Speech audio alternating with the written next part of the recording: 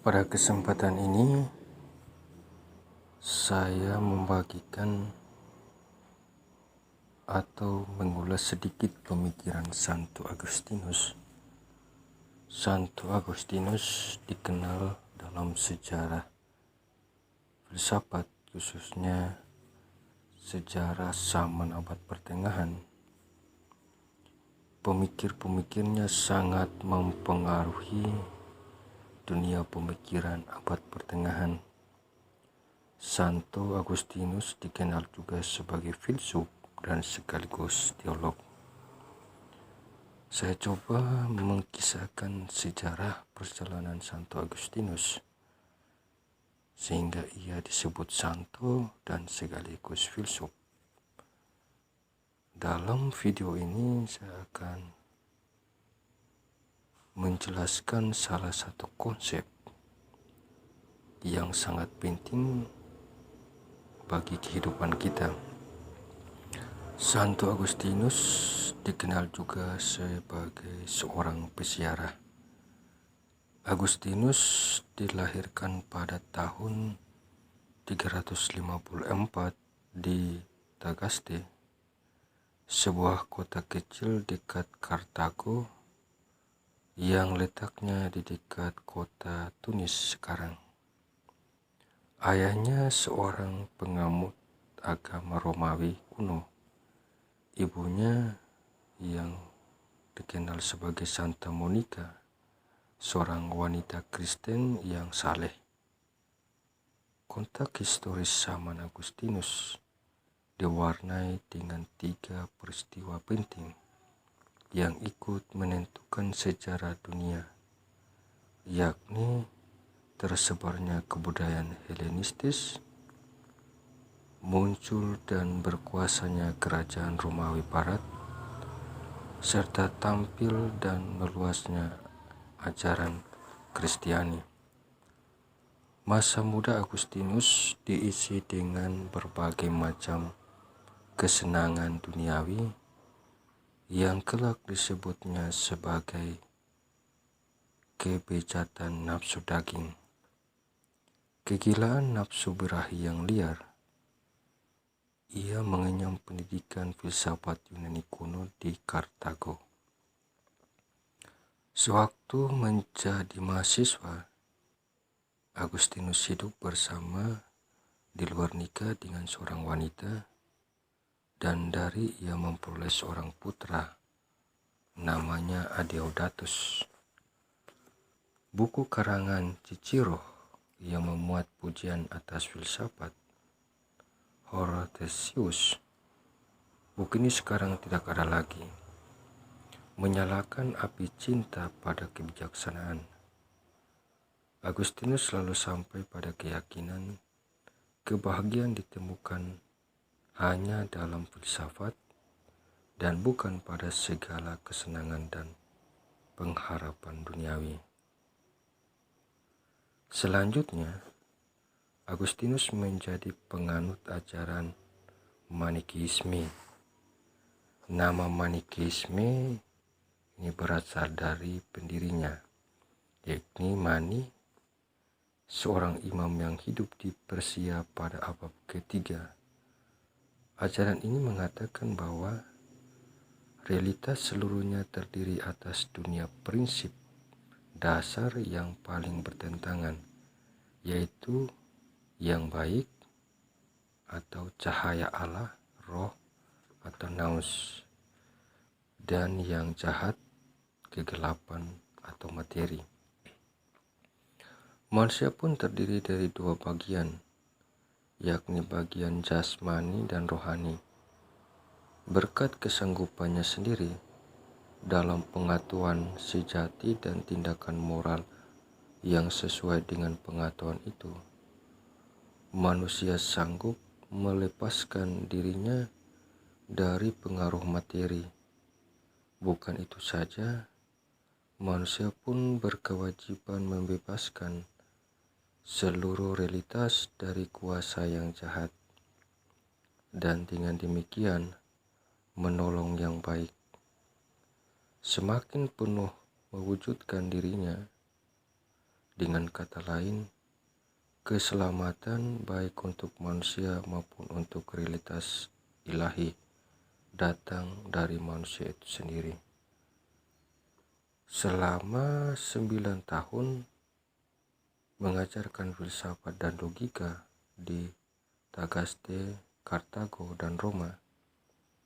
Di Roma ia mengalami ketidaksuksesan, lalu menganut skeptisisme yang mengajarkan bahwa tidak mungkinlah manusia mencapai suatu kebenaran.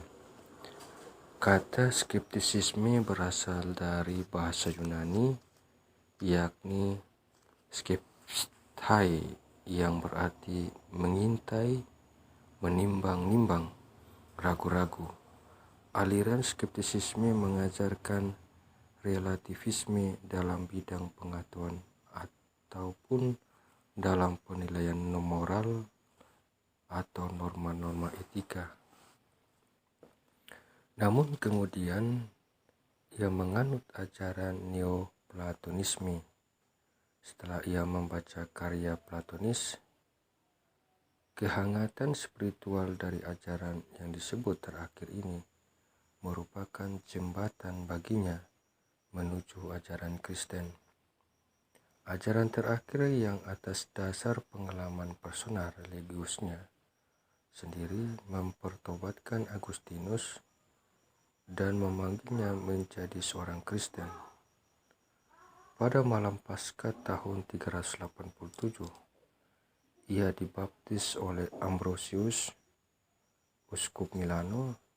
Pada tahun 391, ditabiskan sebagai imam, lalu tahun 395 diangkat sebagai uskup untuk wilayah Hippo, sekarang Afrika Utara, di mana ia banyak menuangkan buah pikirannya hingga meninggal dunia tahun 430. Ini sekilas sejarah Agustinus. Mari kita melihat ajarannya tentang etika. Ajaran tentang etika Agustinus yang menjadi kunci dan dasar dari etikanya ialah cinta.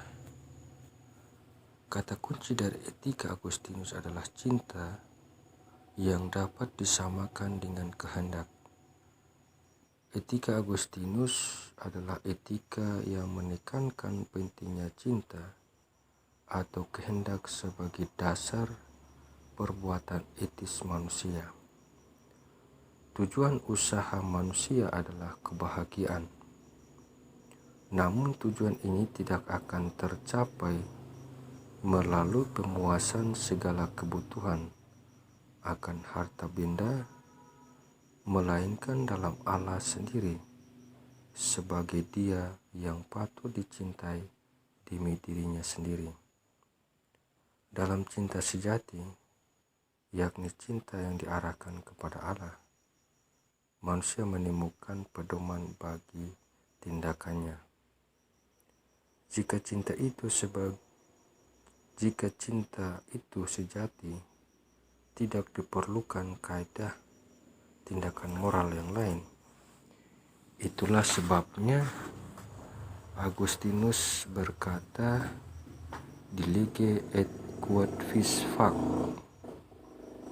Cintailah dan lakukan apa yang saja yang kamu kehendaki. Namun dalam kenyataannya, manusia kerap kali jatuh ke dalam cinta diri dengan akibat ia salah memilih barang-barang keperluan. Untuk membantu manusia mencapai tujuan terakhirnya, Agustinus membuat perbedaan antara uti, memakai, dan fui, menikmati. Segala sesuatu hanya boleh kita pakai sejauh membantu kita mencapai tujuan kita diciptakan, yakni kebahagiaan dalam Allah yang kita nikmati hanya di dirinya sendiri. Dengan ini Agustinus tidak memandang remeh barang-barang material.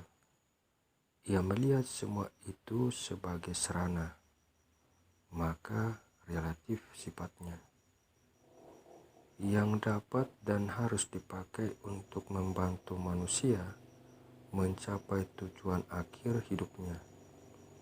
Apabila kita menikmati barang-barang duniawi dan diri kita semata-mata, niscaya kita akan melenceng dari tujuan, yakni kebahagiaan. Meskipun demikian, Agustinus menyadari bahwa manusia tidak mampu mencapai tujuan hidupnya dengan kekuatannya sendiri. Mengapa? Sebab dalam diri manusia ada kecenderungan tetap ke arah kejahatan dan keburukan yang ia dapatkan dari dosa asal, yakni semacam dosa warisan yang diturunkan kepada kita melalui sejarah oleh leluhur atau manusia pertama. Ajaran Agustinus mengenai dosa asal ini berkaitan erat dengan pengalaman pribadinya pada masa mudanya. Dia selalu merasa jatuh dan jatuh lagi ke dalam dosa, merasa tidak berdaya untuk selalu berbuat baik. Pengalaman masa muda, pengalaman hidup bersama di luar nikah, pengalaman menyakiti hati ibunya, semua kegagalan berbuat baik ini membuat Agustinus bertanya-tanya, di mana akar segalanya? Ia lantas menemukan dalam perbuatan dosa yang dilakukan oleh manusia pertama. Dosa yang mereka perbuat itu diturunkan sebagai semacam warisan pada manusia selanjutnya, generasi demi generasi. Dalam perkembangan teologi sekarang, khususnya dari pihak Gereja Katolik, ajaran Agustinus mengenai dosa asal manusia pertama tidak lagi dilihat secara historis biologis,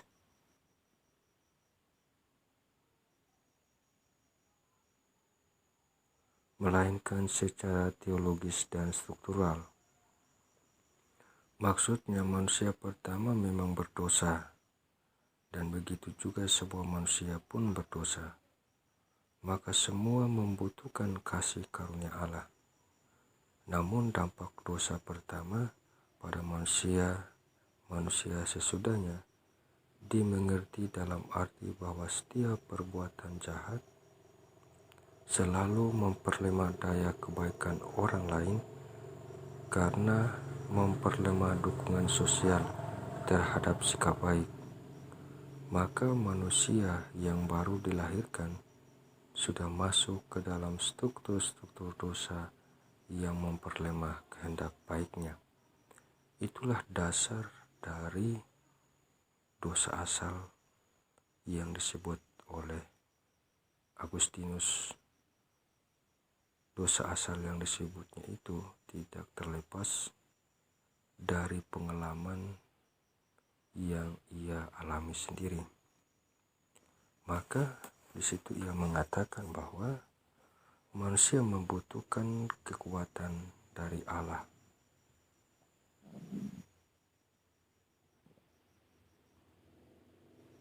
Atau rahmat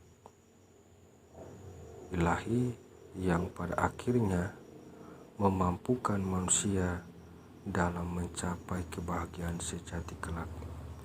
Itulah dasar dari pemikiran Agustinus.